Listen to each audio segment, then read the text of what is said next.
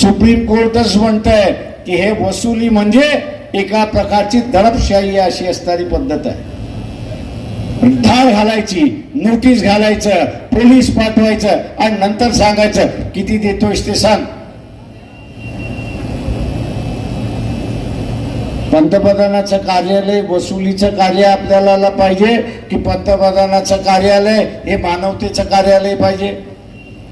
काय पाहिजे आपल्याला?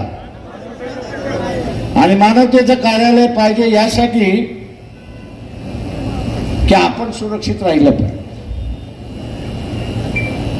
म्हणजे तेवढ्यातल्या माणसाला तुम्ही सत्तेवरती बसवलंय, त्यांनी या देशाची अर्थव्यवस्थाच पूर्णपणे बिघडून टाकली आहे. मोदी ज्यावेळेस पंतप्रधान झाला त्यावेळेस देशावरती कर्ज हे फक्त 100 रुपये होते. आता इलेक्शन होत आहे, मोदीने असणारं हे कर्ज 100 रुपये त्या ठिकाणी केले.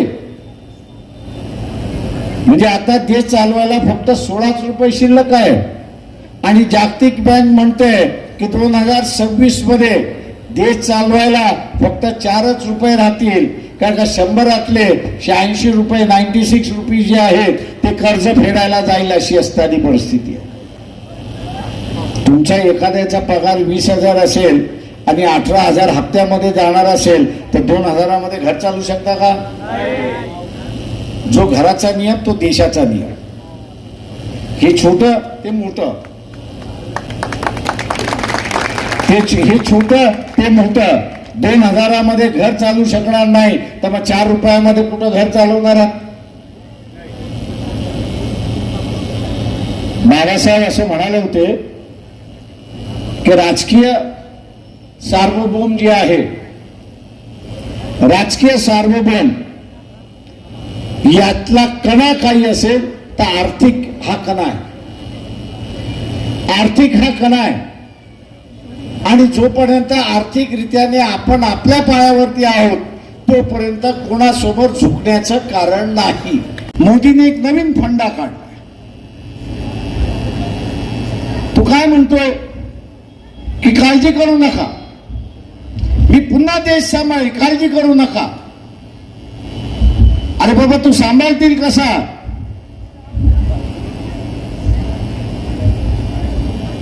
माझ्या शब्दात सांगायचं झालं, एखादा दारुडे असतो,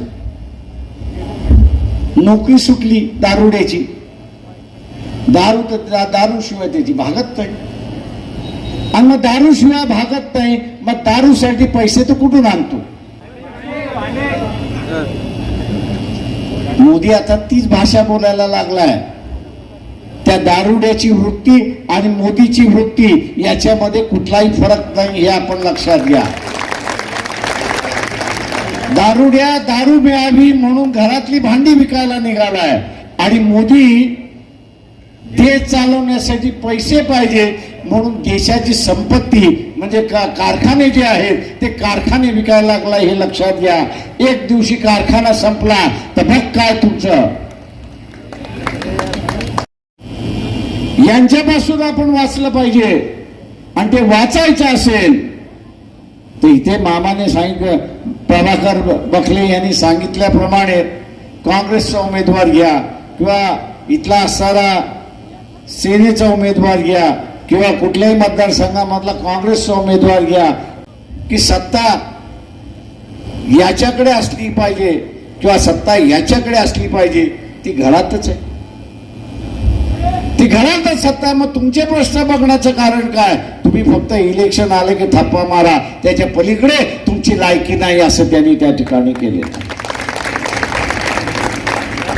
इथल्या मतदाराला माझं आव्हान आहे, तुम्हाला लोकशाही टिकवायची आहे की घराणेशाही टिक? अरे म्हटलं तुझ्या पोटात का दुखते? सुपारी बिपारी घेऊन आलायस की काय? आज बखले प्रभाकर बखले जालन्याचे उमेदवार आहेत, धनगर समाज आहेत, औरंगाबादला असणार अफजल खान आहे, मुस्लिम समाजाचे आहेत. त्याच्यानंतर परभणीमध्ये टक आहेत, गरीब मराठा समाजाचे आहेत, नांदेडमध्ये लिंगायतांचे आहेत, बुलढाण्यामध्ये असणारा वसत मगर आहेत, माळी समाजाचे आहेत. सत्ता ही जोपर्यंत सार्वत्रिक खेळत नाही, उमेदवारी ही जोपर्यंत सार्वत्रिक खेळत नाही, तोपर्यंत खऱ्या अर्थाने कार्यकर्ता उभा राहत नाही, हे आपण लक्षात घ्या.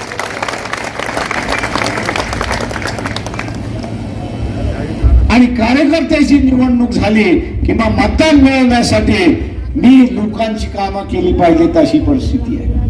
मित्रो, मराठवाड्याचा दुष्काळ सहजरित्याने घालवता येतो. तुम्ही कार्यकर्त्याला निवडून द्या तेव्हा ना. जेवढा घराणेशाहीला दोष आहे तेवढा मतदारालाही दोष आहे, एवढं लक्षात घ्या.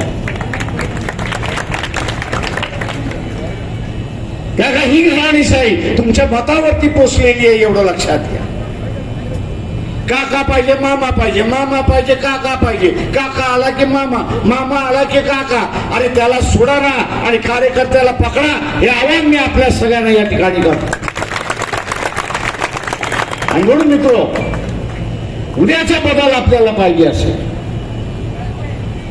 एरियाचा विभागाचा असणारा विकास आपल्याला साधायचा असेल तर प्रभाकर बखले यांची निशाणी,